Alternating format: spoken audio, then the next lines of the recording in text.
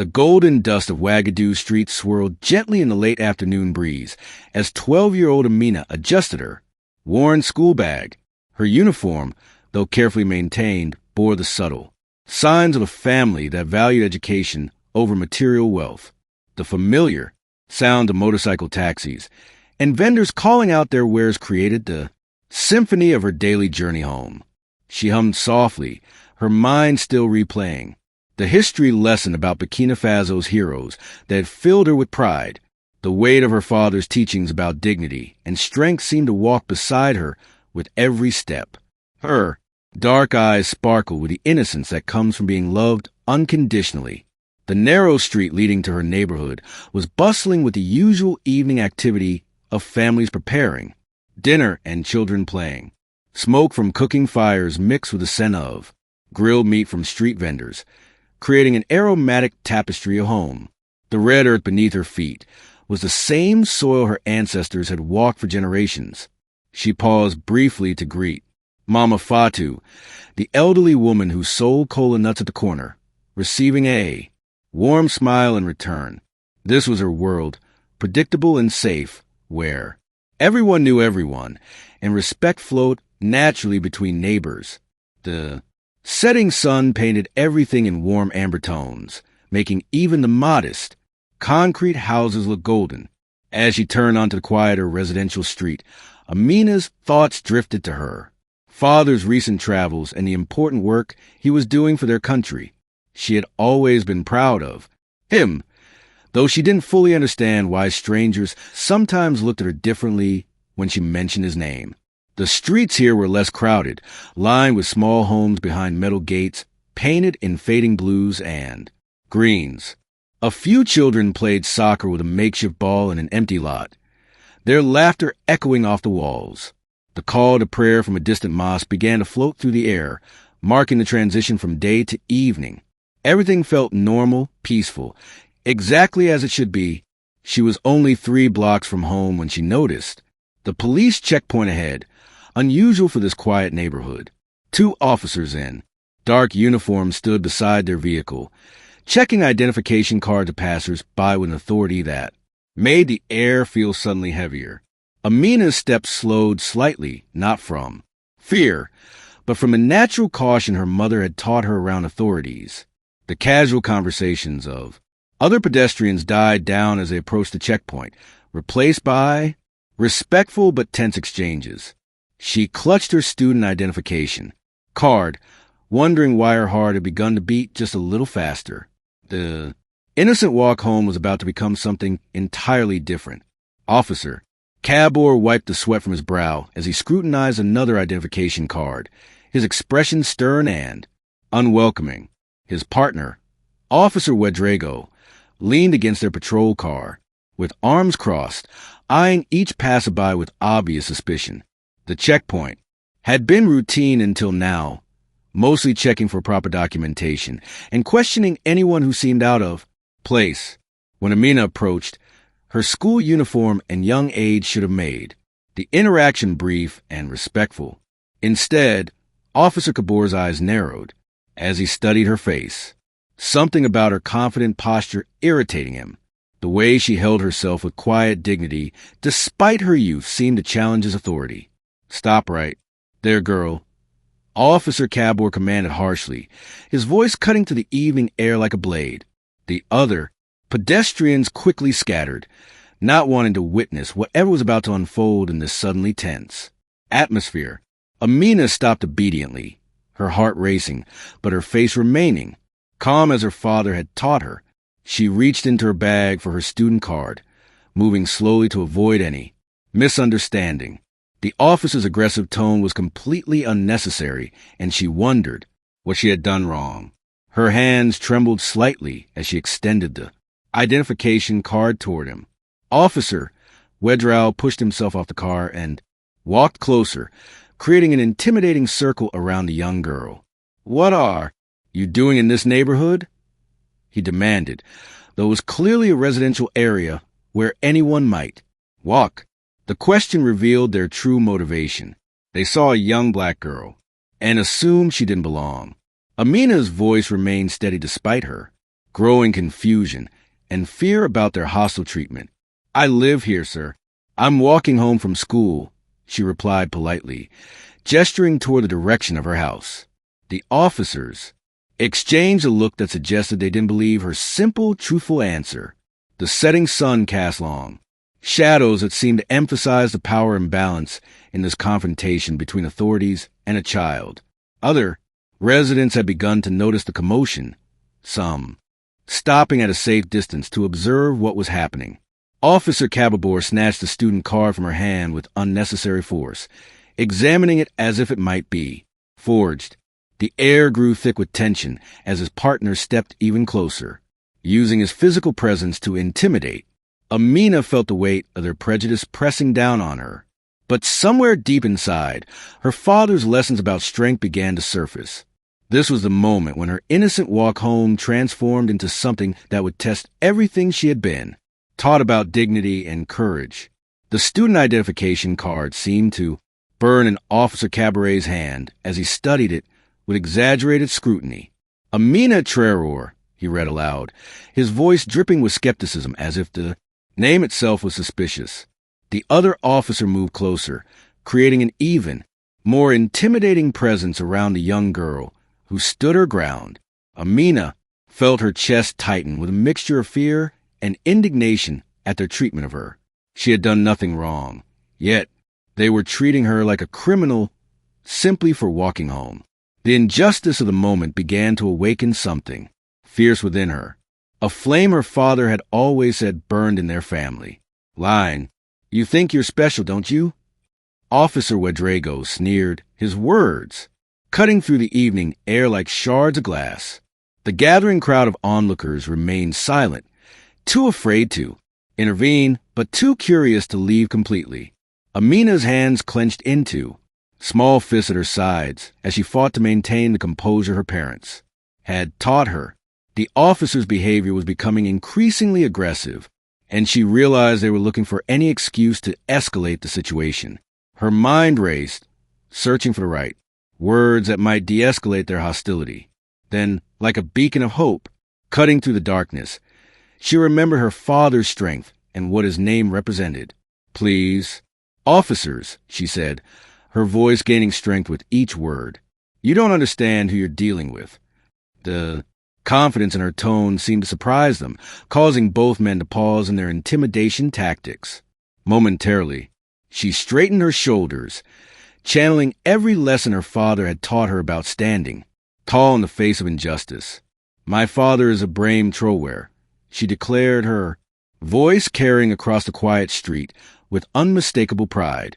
The name hung in the air like thunder before a storm, charged with meaning and power.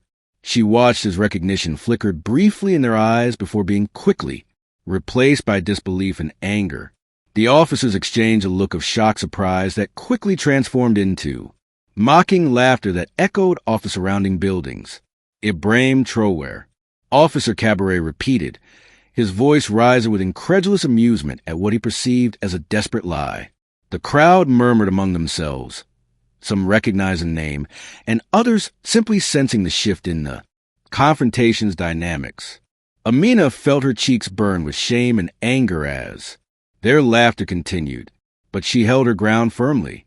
She had spoken the truth, and that truth was her shield, even if they refused to believe it. The name that filled her with such pride had become her lifeline in this moment of crisis. Officer Caber's laughter grew louder and more cruel, his voice echoing off the concrete walls of the surrounding homes. "Did you hear that, Ouagadougou? This little girl thinks she's the daughter of Captain Ibrahim Traoré." His mockery was designed to humiliate, to strip away every ounce of dignity she possessed. The other officer joined in, slapping his knee theatrically as if he had just heard the most ridiculous joke of his life. Amina felt her face flush with a mixture of embarrassment and rising anger at their cruel treatment. Their laughter attracted more attention from neighbors who began emerging from their homes to witness the spectacle. The sound of their mockery felt like physical blows against her young heart. "Look at this little dreamer," Officer Ouagadougou sneered, circling around her like a predator taunting its prey. Next, you'll tell us your mother is the First Lady, and you live in the presidential palace. His words dripped with sarcasm, as he gestured dramatically to her modest school uniform and worn shoes. The growing crowd watched in uncomfortable silence, some shaking their heads at the officers. Unprofessional behavior. Amina's hands trembled, not with fear now, but with the righteous indignation that comes from being unjustly ridiculed. She could feel tears threatening to form, but she refused to let them see her cry. Her father's voice echoed in her memory, reminding her that strength sometimes meant enduring the storm. You children in your fantasies, Officer Caber continued, his voice now taking on a more menacing tone. Do you think lying to police officers is funny? Do you think making up stories will get you out of trouble? He stepped closer, using his height and authority to intimidate the young girl, who stood defiantly before him. The late afternoon sun cast harsh shadows across his face, making his expression appear even more threatening than before. Amina's breath came in, short bursts as she struggled to maintain her composure under their relentless assault. The injustice of the moment burned in her chest like a fire that threatened to consume her. Yet, somewhere deep inside, her father's teachings about dignity in the face of adversity kept her standing tall. The mockery reached a crescendo as both officers began making exaggerated bowing gestures in front of the crowd. Oh, forgive us, Your Highness, Officer Ouagadougou called out sarcastically, causing some onlookers to shift uncomfortably at the display. We didn't realize we were in the presence of royalty walking home from her palace school. Their words are designed to break her spirit, to make her admit to what they believed was an obvious lie. Amina felt the weight of every eye upon her, the mixture of pity and curiosity from the crowd adding to her burden.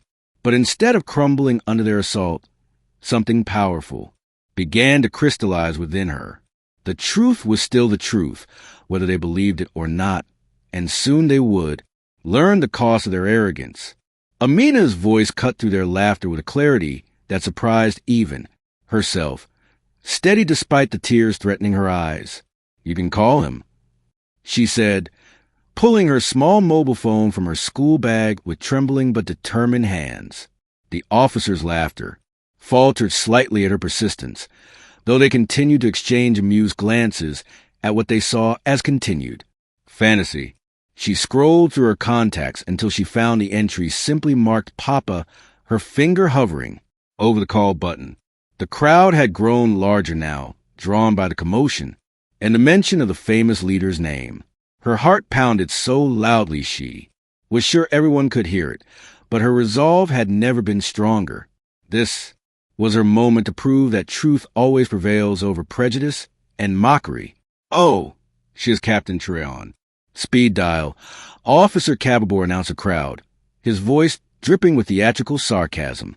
Please, little princess, call your famous father and tell him to come rescue you from the mean policeman. His partner doubled over, with renewed laughter, encouraging the humiliation with exaggerated gestures and comments. Some in the crowd began to look uncomfortable with the officer's increasingly cruel behavior toward a child.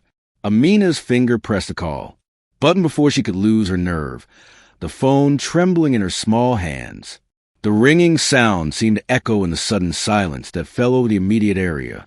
Even the officers quieted slightly, curious despite themselves about how far she would take the charade. The phone rang once, twice, 3 times, while Amina's heart felt like it might burst from her chest with anxiety. Officer Ouagadougou made mock, worried faces, pretending to be concerned about the important call she was making. The evening air seemed to hold its breath as the 4th ring echoed through the speaker and doubt began to creep into some observers' minds. Then, like sunshine breaking through storm clouds, a familiar warm voice answered with genuine concern and love. Amina Mashiri, is everything all right? You sound upset, came the unmistakable voice of Ibrahim Traoré himself. The phone speaker was loud, enough for several people nearby to hear, and the change in atmosphere was immediate and electric. The officers Expressions shifted from amusement to confusion as they heard the voice that many Burkina Faso knew from television and radio. "Papa," Amina said, her voice breaking slightly with relief and emotion. "Some police officers stopped me walking home, and they don't believe who you are." The silence that followed was deafening, broken only by the sound of traffic in the distance and nervous shuffling from the crowd. Even birds seemed to have stopped singing as the weight of the moment settled over everyone present. Officer Cabaret's face had begun to lose its confident smirk, replaced by the first flickers of doubt and growing concern. The phone call that was supposed to expose her lies was instead becoming the instrument of their own reckoning. The voice on the phone carried an unmistakable authority that seemed to travel through the evening air like electricity. "Maful, stay exactly where you are and put me on speaker." Ibrahim Traoré's voice commanded with calm but firm resolve. Amina's fingers trembled as she pressed the speaker button, and suddenly his voice filled the space around them with undeniable presence. The officers' faces had transformed from mockery to growing alarm as they recognized a voice they had heard countless times on national broadcasts. Whispers began to ripple through the crowd as more people recognized the distinctive tone and cadence of their leader's speech. The atmosphere shifted dramatically like the moment before lightning strikes, charged with anticipation and impending consequence. Officer Cabaret stepped back involuntarily, his earlier confidence evaporating like morning mist under the scorching sun. His partner's mouth hung open slightly, all traces of amusement vanishing as the reality of their situation began to dawn on them. "Officers," the voice continued through the phone speaker, "I understand you have detained my daughter without cause and subjected her to harassment." The crowd had grown silent, sensing they were witnessing something extraordinary, a moment that would be talked about for years. Even the usual sounds of the neighborhood seemed muted, as if the entire street was holding its breath. The golden light of the setting sun now seemed less warm and more ominous, casting longer shadows across the tense scene. "I want your names and badge." Numbers immediately, Ibrahim Traoré's voice commanded, with the authority of someone accustomed to being obeyed. Without question, the officers looked at each other with growing panic, realizing their casual cruelty toward a child had just escalated into a career-threatening situation. Amina stood straighter now, no longer the frightened girl they had been tormenting, but a daughter whose father's voice had become her strength. The phone seemed to glow in her hands like a beacon of justice, cutting through the darkness of their prejudice. Neighbors continued to emerge from their homes, drawn by the drama and the recognition of that powerful voice. The silence stretched like a taut wire, ready to snap at any moment. "I am currently 15 minutes away," the voice announced, each word falling like hammer blows on the officer's consciousness. "I suggest you treat my daughter with the respect she deserves while you wait for my arrival." The finality in his tone left no room for argument or negotiation, only the promise of accountability. Officer Urego wiped nervous sweat from his forehead despite the cooling evening air, his earlier arrogance completely deflated. The crowd seemed to lean in collectively, sensing that justice was about to arrive in person. Amina felt a surge of pride and vindication washing over her like a cleansing wave. The storm was coming, and everyone present knew that nothing would ever be the same after it passed. The distant rumble of motorcycles grew steadily louder, cutting through the evening stillness like approaching thunder. Officer Caber nervously adjusted his uniform, sweat beading on his forehead despite the cooling air as reality crashed down upon him. The crowd had swelled to over 50 people, word spreading quickly through the neighborhood that something extraordinary was unfolding. Amina stood with newfound confidence, her father's phone call having transformed her from victim to victor in the eyes of all who witnessed. The sound of engines grew closer, accompanied by the unmistakable authority of an official convoy moving with purpose. Even the street vendors had abandoned their posts to witness what promised to be a moment of reckoning.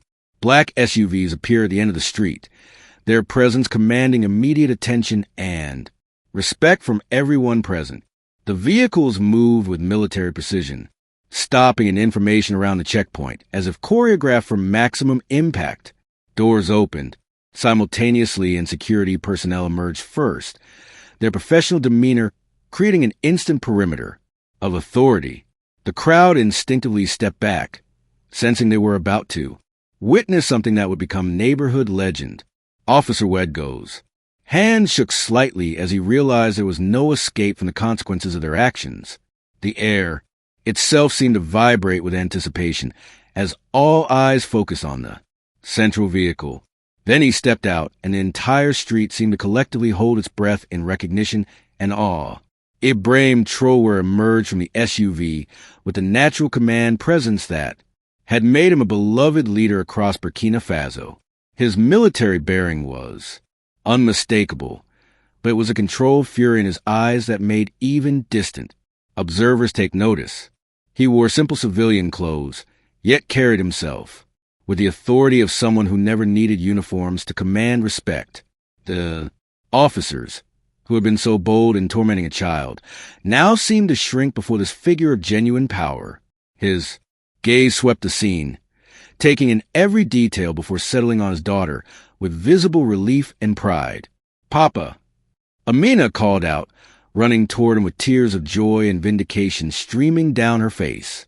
He caught her in his arms, lifting her easily, while his eyes never left the two officers who had made the grave mistake of underestimating his child. The embrace lasted only moments, but it spoke volumes about the bond between father and daughter that no amount of mockery could diminish. When he gently set her down and turned to face the officers, the temperature seemed to drop several degrees. The crowd watched in absolute silence, knowing they were witnessing justice arriving in person. History was being written in this dusty street, and everyone present would remember exactly where they stood when truth triumphed over prejudice. Officer Kaber's legs nearly buckled as the full weight of his mistake crashed down upon him like a collapsing building.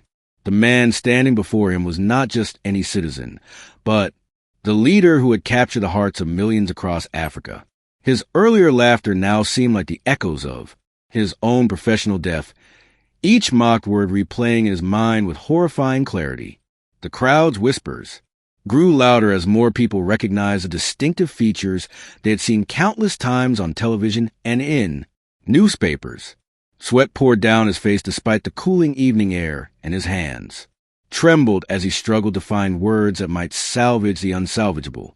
The reality that he had tormented the daughter of Ibrahim Traoré made his stomach turn with nihilistic dread. Officer Wadito attempted a clumsy salute, his movements jerky and desperate as panic. Set incompletely. "Sir, we didn't know. We were just doing our job," he stammered pathetically, his voice cracking under the pressure. The words sounded hollow, even to his own ears, a pitiful attempt to justify the unjustifiable treatment of an innocent child.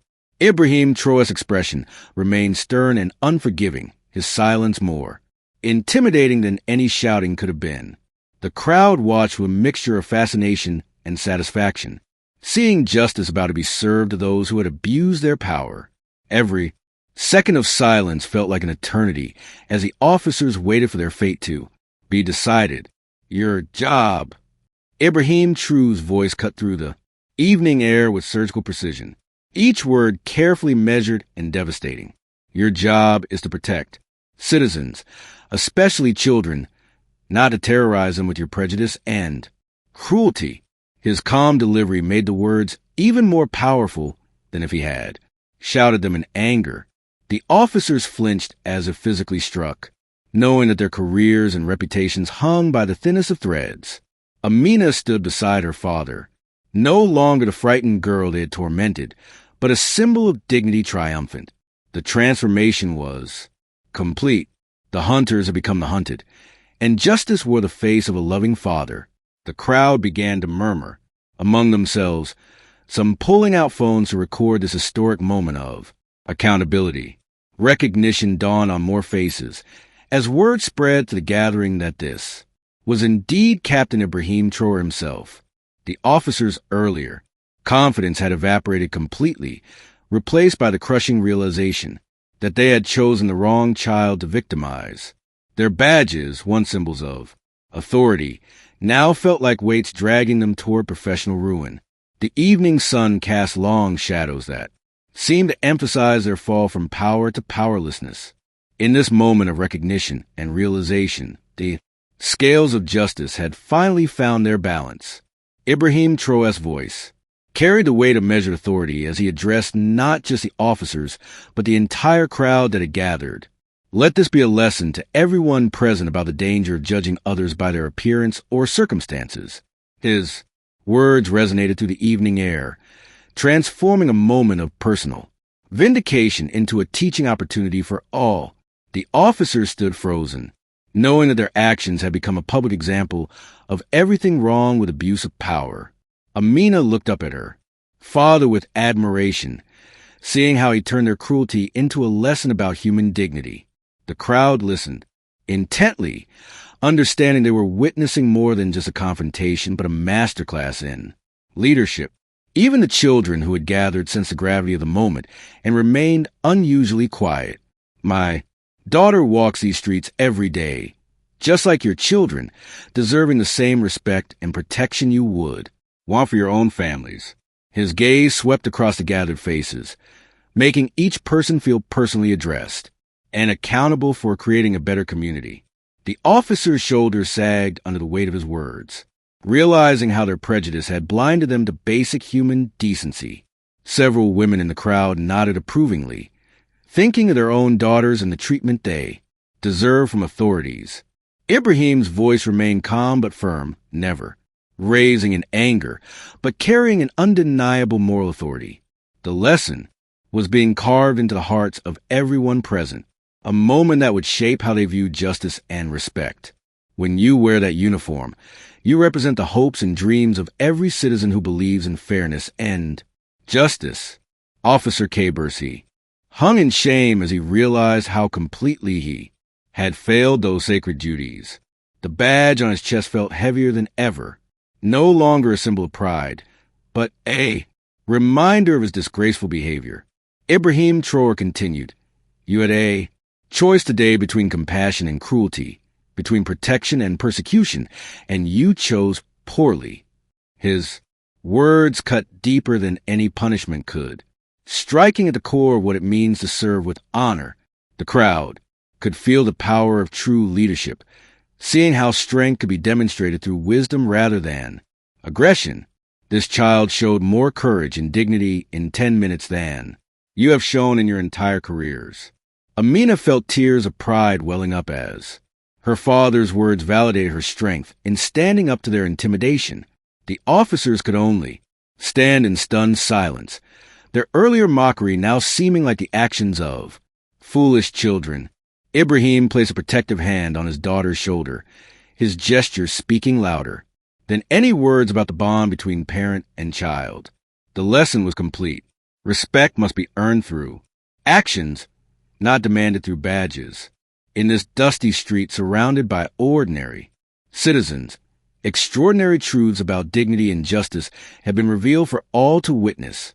The story of what happened on that dusty street spread through Ouagadougou like wildfire, carried by whispers, phone calls, and social media posts. Within hours, the tale of a brave young girl who stood up to corrupt officers had reached every neighborhood in the city. Videos recorded by witnesses began circulating online, showing the moment when mockery turned to recognition and fear. The officers found themselves suspended pending investigation, their names becoming synonymous with the abuse of power they had displayed. Amina became an unexpected symbol of courage for young people across Burkina Faso, proving that truth has its own unshakable power. The incident sparked conversations in homes, schools, and offices about respect, dignity, and the treatment of children by authorities.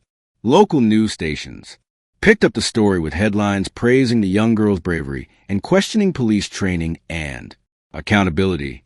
Community leaders used the incident as a catalyst for discussions about reforming law, enforcement practices, and protecting citizens' rights.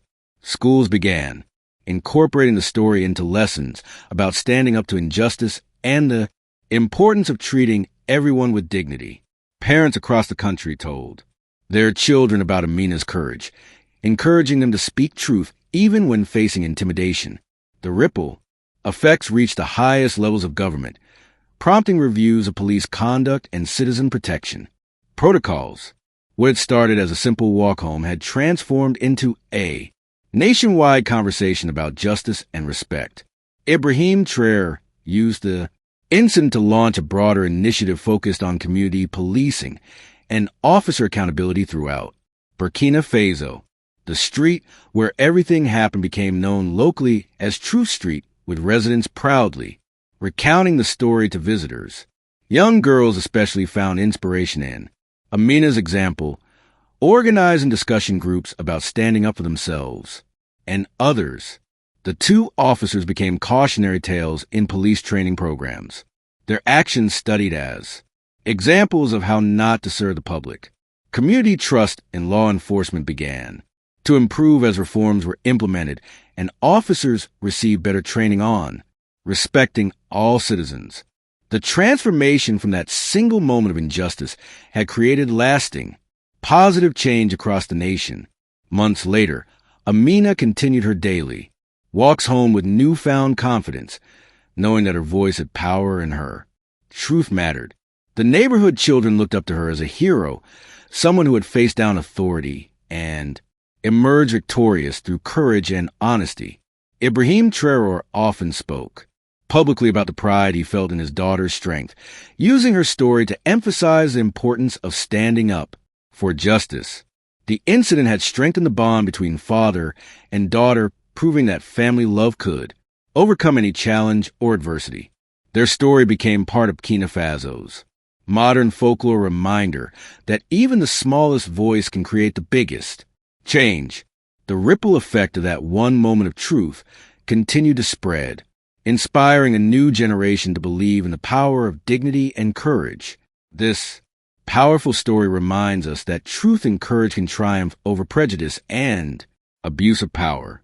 Amina's bravery sparked nationwide change, proving that even the youngest voices matter. What did you think of this incredible tale? Subscribe for more inspiring stories and share your thoughts in the comments below.